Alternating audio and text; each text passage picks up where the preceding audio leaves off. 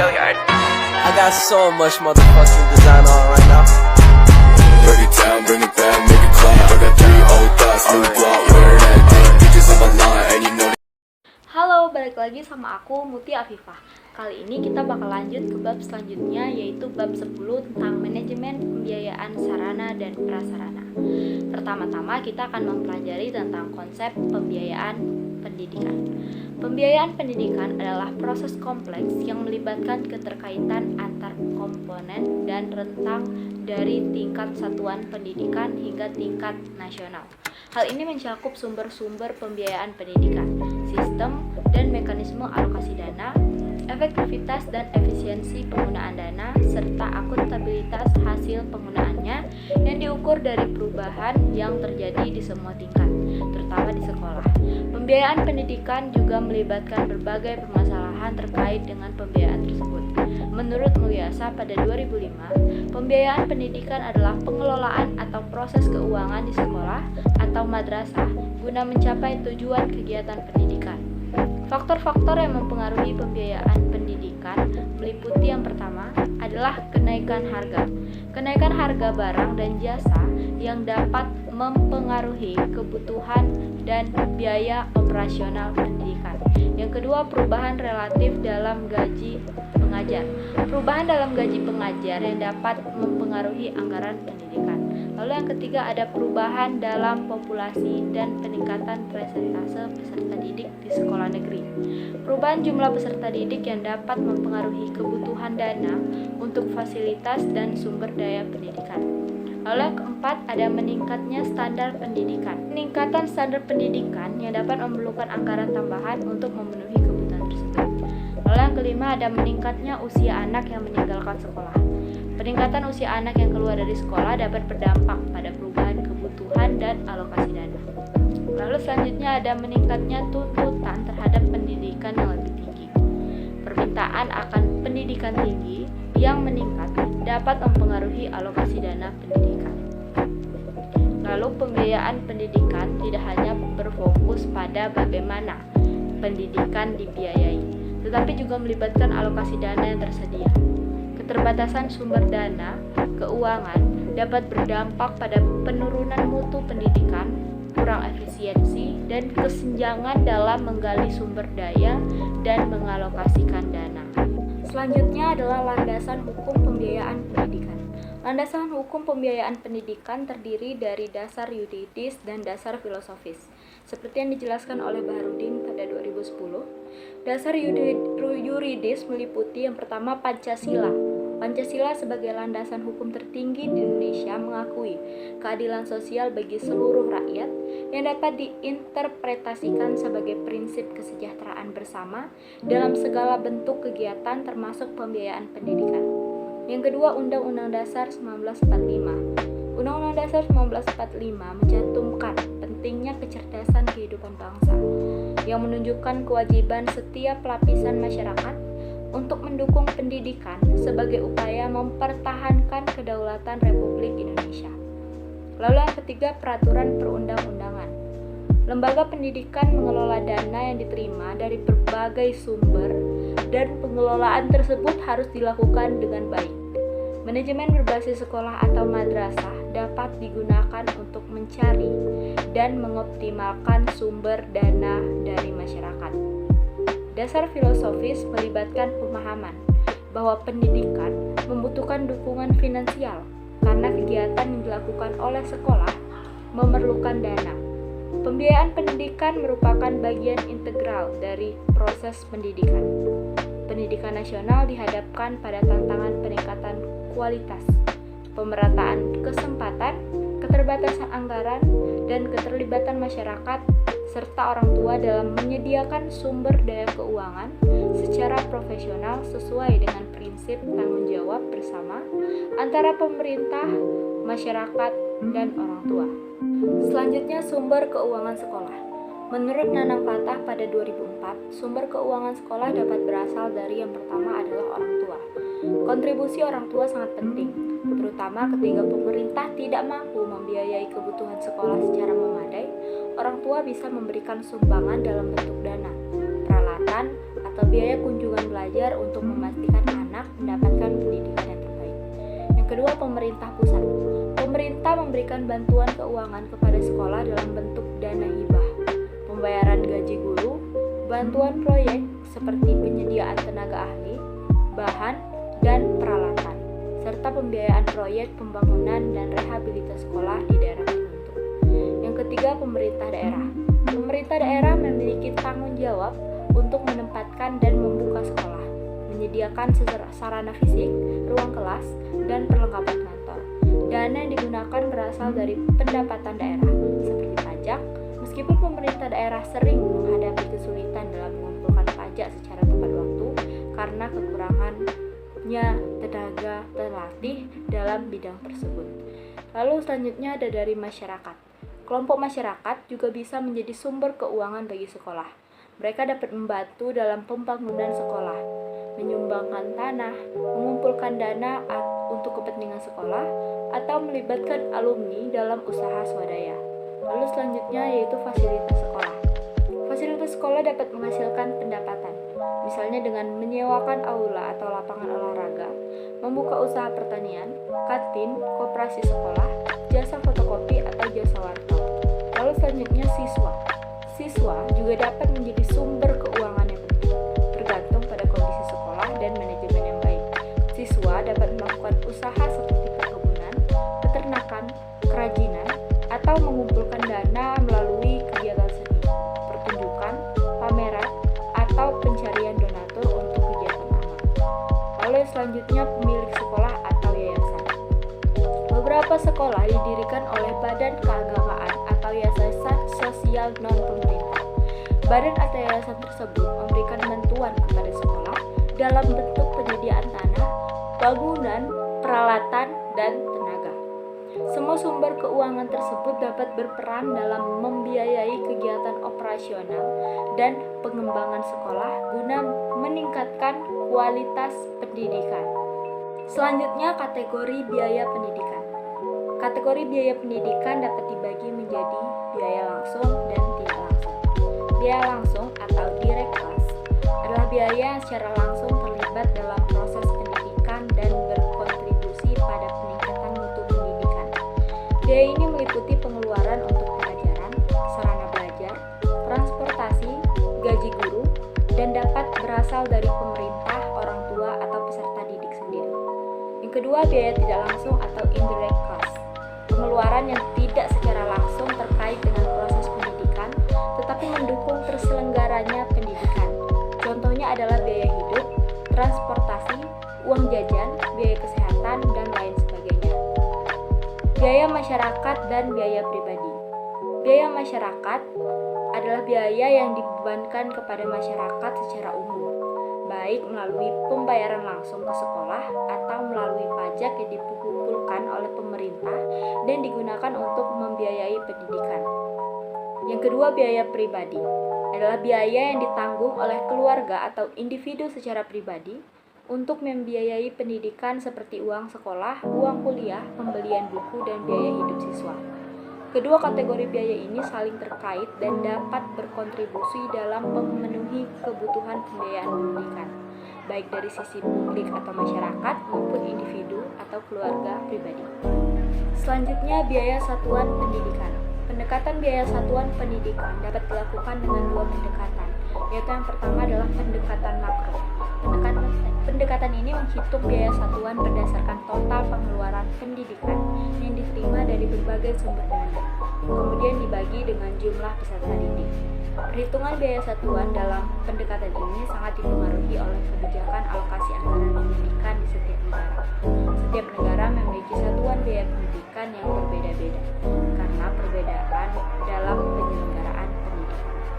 Kedua, pendekatan mikro. Pendekatan ini menghitung biaya satuan berdasarkan alokasi pengeluaran per komponen pendidikan yang digunakan oleh peserta didik. Biaya satuan pendidikan dihitung sebagai biaya rata-rata yang dikeluarkan untuk melaksanakan pendidikan di sekolah atau madrasah per murid per tahun anggaran. Dengan pendekatan ini, satuan biaya dapat diketahui dengan membagi total pengeluaran sekolah atau madrasah setiap tahun dengan jumlah peserta didik pada tahun tersebut.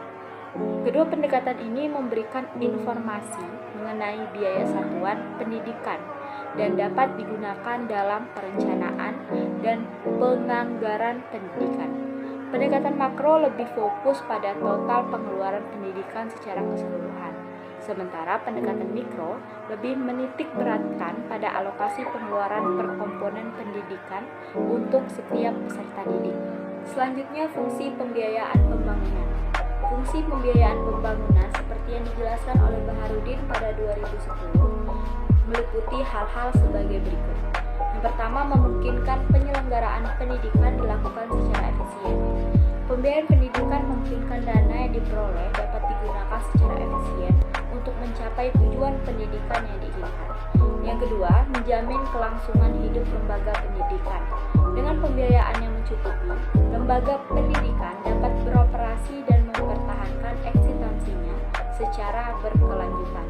Yang ketiga, mencegah kekeliruan, kebocoran, atau penyimpangan penggunaan dana. Pembiayaan pendidikan yang terkelola dengan baik dapat mencegah terjadinya kesalahan, kebocoran, atau penyimpangan dalam penggunaan dana pendidikan dari rencana semula. Lalu yang keempat adalah menggambarkan target-target yang akan dicapai oleh sekolah atau madrasah. Pembiayaan pendidikan juga berfungsi sebagai gambaran atau indikator terhadap target-target yang ingin dicapai oleh lembaga pendidikan tersebut. Secara keseluruhan, fungsi pembiayaan pendidikan meliputi efisiensi penggunaan dana, kelangsungan hidup lembaga pendidikan, pengendalian penggunaan dana, dan penentuan target pencapaian pendidikan. Selanjutnya, sarana dan prasarana.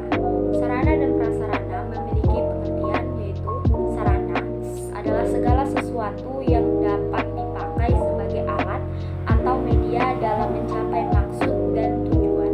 Dalam konteks pendidikan, sarana adalah semua fasilitas yang diperlukan dalam proses belajar mengajar, baik yang bergerak maupun yang tidak bergerak, untuk mencapai tujuan pendidikan dengan efektif dan efisien. Sedangkan sarana adalah semua perangkat, kelengkapan dasar, atau fasilitas yang secara tidak langsung menunjang jalannya proses pendidikan atau pengajaran, seperti halaman sekolah, taman, dan kebun. Manajemen sarana dan prasarana pendidikan merupakan kegiatan pengaturan dan pengelolaan sarana dan prasarana pendidikan secara efektif dan efisien dalam rangka mencapai tujuan yang telah ditetapkan. Tujuannya adalah untuk memanfaatkan semua sarana dan prasarana pendidikan secara optimal dan memberikan kontribusi yang berarti dalam jalannya proses pendidikan. Perencanaan sarana dan prasarana merupakan kegiatan untuk menetapkan tindakan yang akan dilakukan guna mencapai tujuan yang telah ditetapkan terkait dengan pengadaan, pengelolaan, penggunaan, pengorganisasian, dan pengendalian sarana dan prasarana di masa yang akan datang. Perencanaan sarana dan prasarana pendidikan melibatkan pemikiran, penelitian, perhitungan, dan perumusan tindakan-tindakan yang akan dilakukan dalam pengadaan, pembelian, rehabilitasi, distribusi, atau pembuatan peralatan dan perlengkapan yang sesuai dengan kebutuhan sekolah. Dalam perencanaan sarana dan prasarana, langkah-langkah seperti perkiraan dengan matang, perancangan pembelian, pengadaan, rehabilitasi, distribusi, atau pembuatan peralatan dan perlengkapan disusun berdasarkan kebutuhan sekolah dan tujuan yang ingin dicapai. Tujuan perencanaan sarana dan prasarana pendidikan adalah untuk menghindari kesalahan dan kegagalan yang tidak diinginkan serta meningkatkan efektivitas dan efisiensi pelaksanaannya. Dengan melakukan perencanaan yang baik, dapat menghindari kesalahan dalam menetapkan kebutuhan sarana dan prasarana serta memastikan bahwa kebutuhan masa depan dipertimbangkan dengan cermat sesuai dengan dana yang tersedia dan tingkat kepentingan. Manfaat dari perencanaan sarana dan prasarana itu meliputi yang pertama, membantu menentukan tujuan yang ingin dicapai. Yang kedua, menyusun dasar-dasar dan langkah-langkah yang akan dilakukan. Yang ketiga, menghilangkan ketidakpastian melalui perencanaan yang matang. Yang Yang keempat, menjadi pedoman atau dasar untuk pengawasan, pengendalian, dan penilaian agar kegiatan dapat berjalan secara efektif.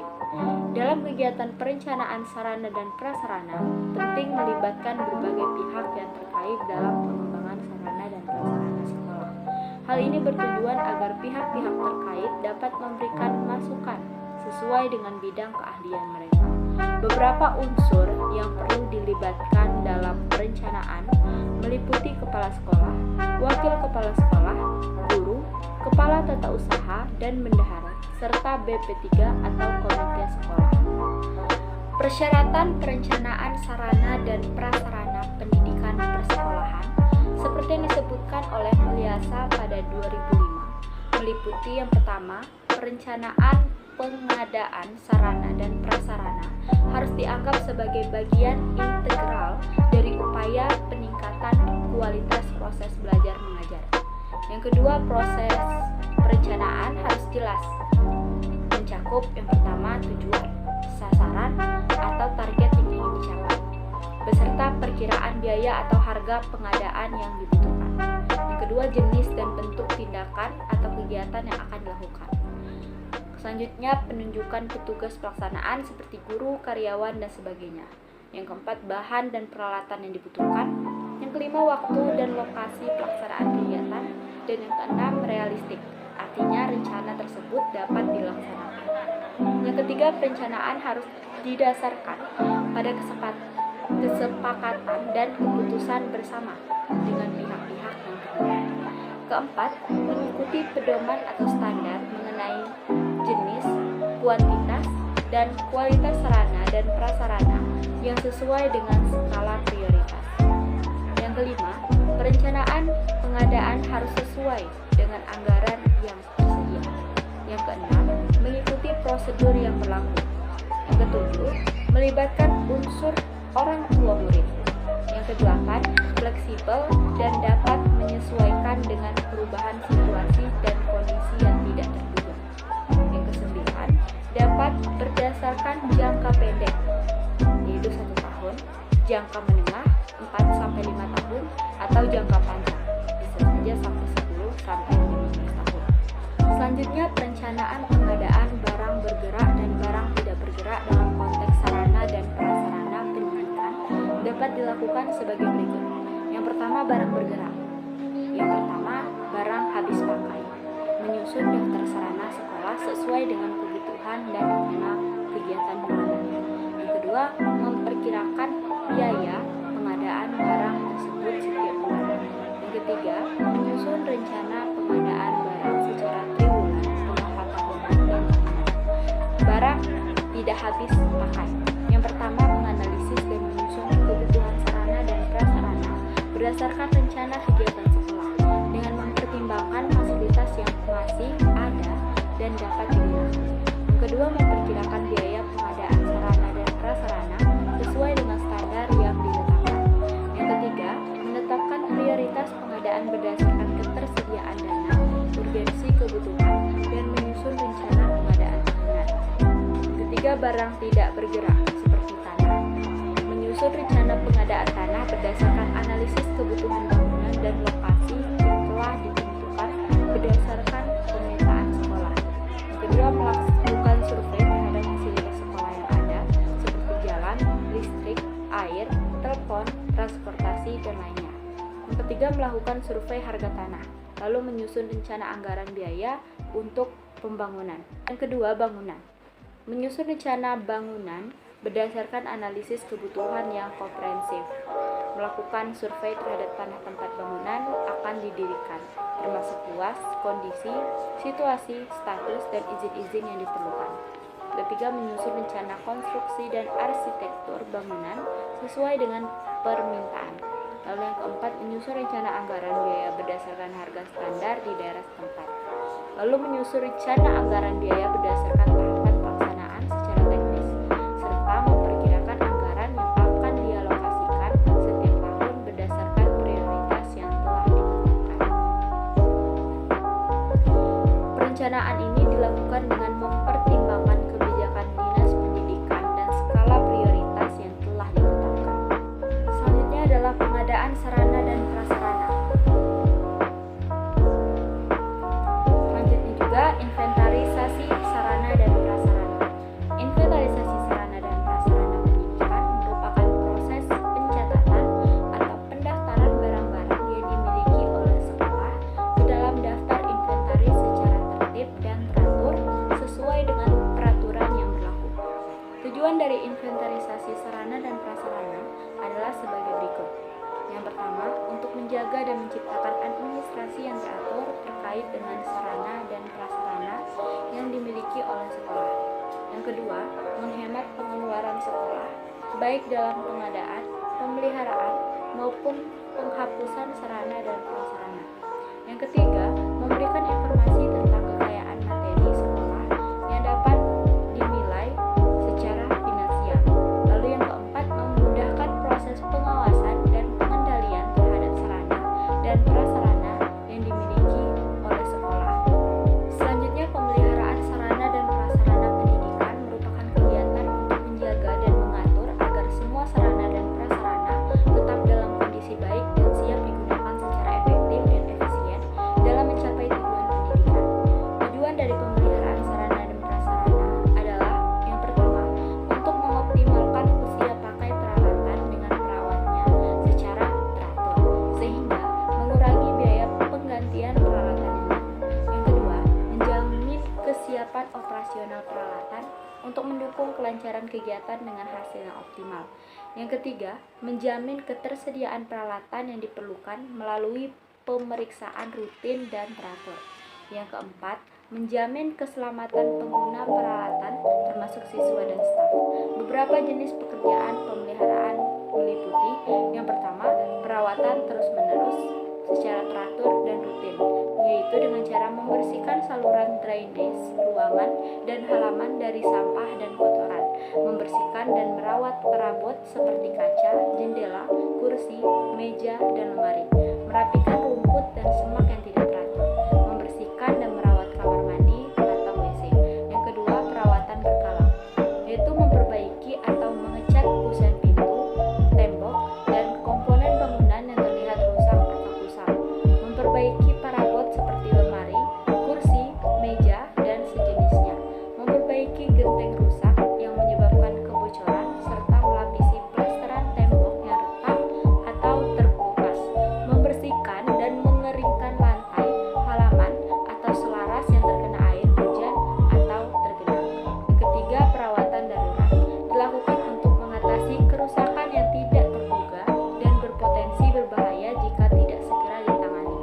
Perbaikan dilakukan dengan cara cepat agar kerusakan tidak semakin parah dan tidak mengganggu proses pembelajaran. Perbaikan sementara dilakukan untuk sementara waktu sebelum perbaikan permanen dilakukan. Perawatan preventif merupakan perawatan yang dilakukan secara rutin dengan jadwal tertentu, bertujuan untuk mencegah atau mengurangi kemungkinan kerusakan sarana dan prasarana. Lalu dilakukan sebelum sarana dan prasarana mengalami kerusakan yang dapat mengganggu fungsinya. Perawatan sarana dan prasarana pendidikan penting untuk memastikan kelancaran proses belajar mengajar dan kegiatan sekolah secara keseluruhan. Penghapusan sarana dan prasarana dalam konteks pendidikan adalah kegiatan untuk membebaskan atau menghilangkan sarana dan prasarana dari daftar inventaris karena sudah tidak berfungsi seperti yang diharapkan, terutama dalam pelaksanaan pembelajaran di sekolah. Menurut Barnawi pada 2015, tujuan dari penghapusan sarana dan prasarana yaitu adalah sebagai berikut. Yang pertama, mencegah atau meminimalkan kerugian atau pemborosan biaya pemeliharaan sarana dan prasarana yang kondisinya semakin buruk, berlebihan, atau rusak dan tidak dapat digunakan lagi. Yang kedua, untuk mengurangi beban kerja pelaksanaan inventarisasi. Yang ketiga, membebaskan ruangan dari penumpukan barang yang tidak lagi digunakan. Beberapa syarat yang harus dipenuhi agar sarana dan prasarana dapat dihapuskan menurut Suharsini atau Barnawi pada 2015, yaitu yang pertama, sarana dan prasarana di dalam kondisi tua atau rusak. berat sehingga tidak dapat diperbaiki atau digunakan lagi. Yang kedua, biaya perbaikan yang dibutuhkan sangat besar sehingga dianggap pemborosan. Lalu yang ketiga, secara teknis dan ekonomis, manfaat yang diperoleh dari pemeliharaan sarana dan prasarana tidak sebanding dengan biaya yang dikeluarkan. Lalu yang keempat, tidak lagi sesuai dengan kebutuhan masa kini. Yang kelima, penyusutan sarana dan prasarana di luar kendali pengurus barang, seperti barang kimia yang telah kadaluarsa. Selanjutnya, barang yang berlebihan dan jika disimpan lebih lama akan semakin rusak dan tidak terpakai. Lalu selanjutnya mengalami pencurian, kebakaran, atau musnah akibat bencana alam. Penghapusan sarana dan prasarana penting untuk menjaga keefektifan dan efisiensi penggunaan sumber daya dalam